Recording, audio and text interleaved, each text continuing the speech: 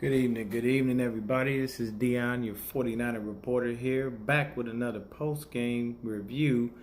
Just to get the particulars out of the way, definitely go ahead, hit that like button. Please hit that subscribe button. Make sure you turn on those notification bells to make sure that you keep yourself up to date on any and everything 49ers.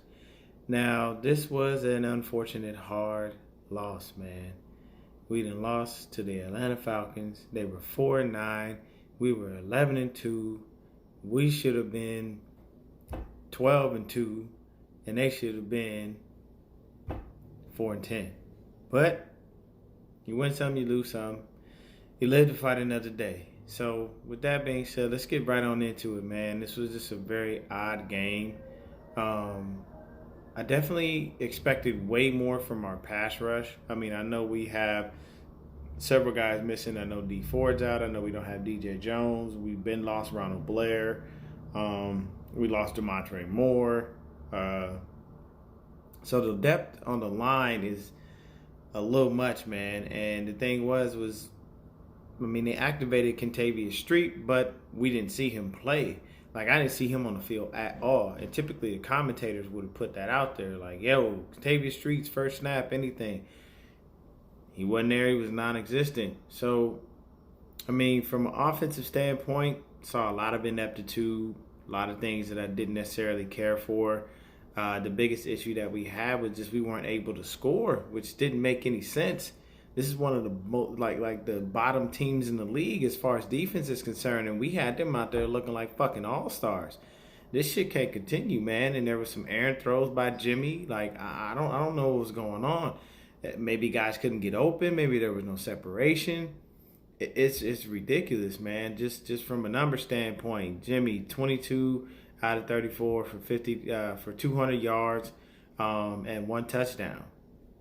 That's no bueno, man. You know what I'm saying? He only took one sack, but that's a 60.5 QBR. That's horrible. You know, Raheem 14 for 54, one TD. His longest run was 8 yards. This is a dude who's averaging 6 yards a carry. We just weren't opening up the lanes, man. Tevin Coleman had four rushes for 40 yards. But then, think about it. He had a long run of 37 yards. So he really wasn't averaging much from a technical standpoint because of that long yard. You know, Matt Breida, very ineffective. Not much going on. Deebo Samuel, one carry for 8 yards. You know what I mean? Like, the offense was just very inept. I mean, George had yardage, 13 catches for 134 yards. But, yeah, think about it. It eats up the bulk of Jimmy G's, yardage. I mean, that leaves, 66 yards for all the other receivers. Deebo Samuel catches 1 for 29. KB, 1 for 11. Like Emmanuel Sanders, 2 for 9. Like these are mediocre stats. We just came off a game where we, had a shootout with the Saints. So it's like, where did the offense go all of a sudden? And we was at home. Like, how the hell did we lose at home? Like, with our faithful there, they should have been so loud that Matt Ryan couldn't get anything going. And then when you come down to it, man, Matt Breida, 2 damn fumbles. He gets stripped on the way down. Raheem lost the ball, man. It was a lot, bro. It was like a whole lot on offense that just was just bad, just ineptitude across the board. It was very confusing. And I'm sitting there thinking to myself, like, where's everybody at? Like, why don't we have Deebo more involved? Why don't we have E-Man more involved? Why don't we have KB out there doing what he was doing? When we get near the red zone, KB's a money target, so why didn't we do that? Things just didn't pan out the way they were supposed to. And then once again, another damn miss by Robbie, man. This ain't going to work. We going to need him to make all his PATs and all his field goals. Like, this is PAT. Like, it's the easiest thing to fucking do. You know what I mean? You lined up right in the middle, straight down there. There's no way in hell. Like, there's nothing that should prevent you from making this. This is the simplest and easiest kick of your career. Make it. I mean, to be honest with you, that was just offensive ineptitude across the board. And at least at a bare minimum, had he made that field goal, that would have forced them to go for two. And at a bare minimum, we go to OT, you know what I'm saying? And we have a chance to be able to get the ball back, score, get the hell out of there with a win. But no, you missed the fucking field goal, and what else happens? Put us in a precarious situation where we lose the game. And the only reason they won 29-22 was because on the ensuing squib kick after they scored, you know what I'm saying, with Julio barely getting into the end zone, after they scored, what do? We back there playing pitch and throw and catch and everything because we trying to get the ball to somebody who can possibly make a play and get downfield and score for us so we can at least try to get this W. And what happens? They fuck around, fumble the ball. They walk right into the end zone for that. So that's the only reason we even lost 29-22. On the defensive side of the ball, man, our pass rush isn't what it used to be. These past two games versus the Saints and the Falcons, our pass rush has almost been all but non-existent, and this is not good. Like, this wide nine is, for some reason, it doesn't allow us to get home the way we need to get home. Now, don't get me wrong. Sheldon Day had a sack. Nick Bosa had a sack. There were a lot of pressures, you know what I mean? And it looked good, but one thing that I will tell you is the way the wide nine lines up is you have your two ends lined up outside of the tackles. And you have your two defensive tackles lined up pretty much almost like right with the guard, right with the tackle. So nobody's there for the center. So the middle of the field is open, which is why you can gash that defensive alignment up the middle whenever you run in the ball. But the thing is when you're trying to collapse the pocket and you collapse it from the outside in, you leave the inside open for somebody to be able to run up and through. And that's what Matt Ryan was doing a lot of the times. He was just climbing into the pocket because we were coming from the outside. So if we stick with that wide nine, man, we're going to keep getting killed like this. You know, and we don't blitz very often. Like at a bare minimum, man, we should have sent somebody there, somebody at him. And to tell you the truth, this game showed that we miss K1, that we miss Uncle Sherm. Because you know what? Julio went off. Julio did what he wanted to all fucking game long, man. There was nothing that he couldn't do. He just did whatever he felt. 13 for 134 yards, 10.3 yards a catch, 2 damn touchdowns. Between E-Man and Akello and DJ Reed, he ate all of our DBs up. You know why? Because they played scared. Nobody was jamming him off the line. He was able to just get out and get what he wanted. Akello couldn't fight through the coverages to be able to keep up with him. Like, these things have to happen. Like, one thing that's the only thing I don't like about our defense is it's a zone type of defense. And the thing is, you can find too many spots and too many holes in the zone. It's way too easy. You can find soft spots in that shit all day.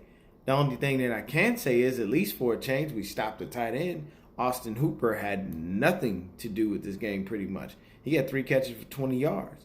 And he's a fairly good tight end, so I'm glad we shut him down. But Julio ate us alive, man. You know, he did what he wanted to. And we got to be better than that. We have to allow our guys to come up and play man when they need to play man on these people. And, I mean, you got to jam them off the line. You got 5 yards to make that receiver's life a living fucking hell.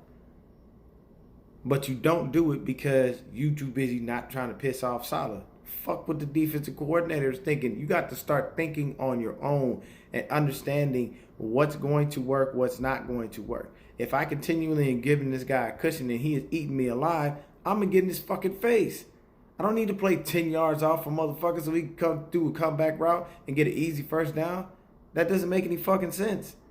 No, I need to be up in his face, disrupting his route and the timing between the quarterback and him so that way he can't get the ball. And I give my defense more time. I give my defensive line more time to be able to get to the quarterback. But we had the offensive line looking like they was damn Pro Bowlers out there, man, because we could hardly get to the quarterback. We got some pressures and we got a couple sacks, but this defensive line is not looking like what it used to, especially not from the beginning of the season. Armstead was almost ineffective. to a fault. So was Buckner. You know what I'm saying? If it wasn't for Nick Bosa and Sheldon Day, we have no sacks again, man. That would have been 2 straight shutouts. And that's not going to work. We got to get our defense back on track. Now, this is a hard loss, and it sucks because we had Atlanta all wrapped up until that fourth quarter, man. They put up 19 points on us. And they got a free 6 because, of the end of the game where we were trying to, move the ball around so we could try to get somebody to score possibly.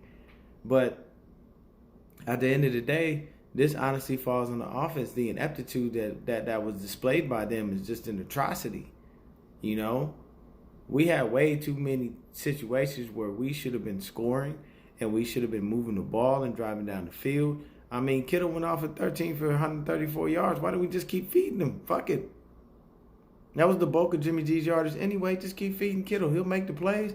If you watched the game, you saw that it always takes more than one person to bring him down. If you send one person to George Kittle, chances are he's going to make that person look stupid. And if they try to tackle him, he's going to break the tackle. But everybody else was just ineffective. Nobody was able to get open or create separation, and this shit didn't make sense. The only thing that you can think of is that Kyle Shanahan was in Atlanta running the same stuff. So they may have been ready for it, and they already knew the plays. They said, okay, well, they line up like this, or they do that, or they do this, or they do that. This is what they're going to run, or these are the only couple of plays that they have to choose from in these different formations. Because they know, because they run the same shit to an extent. And they already know what Kyle does. You know what I'm saying? You spend 2 years with a guy that's running the team, he's pretty smart about it. I mean, like I said, we stopped the tight end from eating us alive, and we shut down their run. They only had 89 yards rushing, period. 27 of them came from Matt Ryan. Devontae Freeman, 12 carries, 39 yards. So, I mean, we shut down 2 really good running backs in a row. Because Alvin Kamara is no joke, and neither is Devontae Freeman. Yes, he may not have been as great as he's been in his past years, but he's still a dual-threat running back, and so is Kamara. So we shut down, those 2 guys 2 weeks in a row, but at the end of the day, we didn't shut down the main person we needed to shut down, and that was Julio Jones. They don't have any other receivers. Calvin Ridley was out for the year. He wasn't in this game to be, another factor that we were going to have to worry about. So we should have been able to fix what was going on with Julio at the half. And I think that Robert Saleh is he's so committed to his scheme that he doesn't want to break from it. And I think that stubbornness is going to put us in bad positions because if you look at it right now, look what happened. They should have told E-Man and Akello, every time you are playing Julio, jam his ass at the line. It's real quick. All you doing is a quick jam. Boom. You just put your hands in his chest, you let go.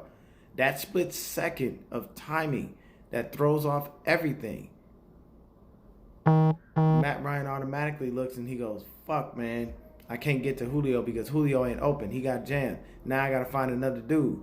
You know what I'm saying? We would have had an interception had DJ Reed have stayed his ass out the fucking way and Fred would have got the ball. Either way, that was a good play because it put them into a fourth down. They had to kick regardless, but it's a lot of miscommunication and a lot of things on the field that just don't allow us to be able to pull off these W's, man. The defense isn't looking like it used to, especially our defensive line. Nick Bosa is playing out of his mind, and he's doing everything that he can, and I give him a lot of credit. Eric Armstead plays very well too, but at the end of the day, we used to get home, and we used to make quarterbacks' lives a living hell. And, I mean, Matt Ryan had gotten sacked numerous times, man. I think like 6 against the Saints, 9 against the damn Panthers, all that, man. We should have killed them because our lines are way better than theirs. But what happened? It's a loss. So we got to take this L on the chin, man. And now what do? Drop right back into that fucking 5th seed because Seattle won today. So it's a situation where next week we go and play the Rams. We got to get that W. We need that win because we want to be able to hold our seeding. And then at the same time, if the Seahawks by some freak of nature chance pull off another W, at the end of the season, we are playing them for the number one spot and for home field advantage. And I definitely did not want it to come down to that, man. I truthfully did not want it to come down to us and the Seahawks battling it out, doing all that, man, because I was really banking on us pulling off this win, them possibly getting a loss within the next, this week or next week, and we could at least be able to, start sitting some guys and give some guys a chance to be out. Now, I can tell you right now, next week, K1 will be back because he'll pass concussion protocol. He'll be fine. But you'll probably see Uncle Sherm try to rush himself back. The Rams just got their ass handed to them by the Cowboys. So you know what that means? We're in the playoffs. That's the one thing I can say is we're in. We're locked in. But the thing is, we wanted that number one seed because we want the home field advantage. So we have to win these next couple of games at a bare minimum to make it so our record dictates that people come to us. Because getting the number one seed now is going to have to run through fucking Seattle. And we never do good up there. It's extremely rare that we wind up going up. I don't think we've beaten Seattle in years. So next week, we got the Rams. They got beat up on by the Cowboys, and that helped us get into the playoffs, so we are a lock. That's the one thing that we don't have to worry about anymore, Niner fans. We are in the playoffs, period. There's no way that we're not in. The only thing is we want to keep our record better than everybody else's, so they have to come to Levi's Stadium and face us in our own house so we can go ahead and drown them out with our fans, our noise, and beat them and eat them alive. But hopefully by the time the playoffs come, we will have everybody back. You'll have D Ford back. You'll have Uncle Sherm back. You know what I mean? Like these are the key people that we need. But to be honest with you, man, this was a game that fell on the ineptitude of the offense and the ineptitude of our defensive line to get home, man. That wide nine is just getting killed. And I'm starting to believe that it's not a good front. It really isn't. I think it should only be ran on certain plays because it does, like I said, it allows for that middle of the field to be wide open. You can either have your running back attack that middle of the field because the only people there are going to be the linebackers. And I'm not saying that Dre, Aziz, and Fred can't get the job done, but what happens if the tight end get loose? We got to have somebody cover that. Your safety's supposed to be doing their job, being safeties.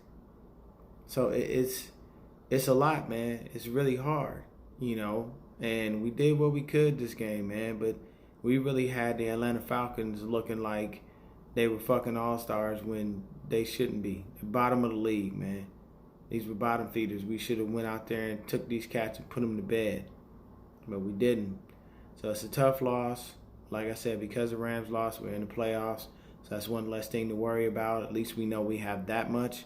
But we got to beat the Rams next week. And we're going to have to beat the Seahawks as well. Because we need to make sure that we get the best record that we possibly can to make sure that everybody comes to our house and they have to come through Levi's. I want that Super Bowl to run through San Francisco. Or should I say Santa Clara. So here's the thing. The Seahawks have the Cardinals next week. They at home, man. So that's too easy for them. The Cardinals is a gimme. You know what I'm saying? Them Redbirds, they're some fighters. They really are. They're fighters, man. But they ain't finna beat deep. They ain't finna beat Seattle. So it's going to be a little bit of an issue, man. It's a bit of a bitch. Jimmy had a couple of errant throws today. But at the end of the day, one thing we can do is take a breather. Understand that we are in the playoffs. But the other point where you hold your breath is we need the proper seeding and we need the best record because we want to make sure that at the end of the day, you got to come to Santa Clara and get through Levi's to be able to make it to whatever destination you seek. And you ain't getting to that Super Bowl if you coming into our house. We're young and we're up and coming and we're still working and growing and trying to gather things. But I'm going to tell you right now, we must get this stuff on defense fixed because we cannot go into the playoffs looking like this. If we go into the playoffs and we can't get home, these offenses are going to kill us because we're not going to be. I'm telling you right now, we ate Aaron Rodgers alive that first go round. He's a different animal in the playoffs. And I'm not to tell you that I fear him or that I'm worried about him, but he is a different person in the playoffs, and he's been there on many different occasions. So he knows what playoff football is like, and he knows what playoff football means.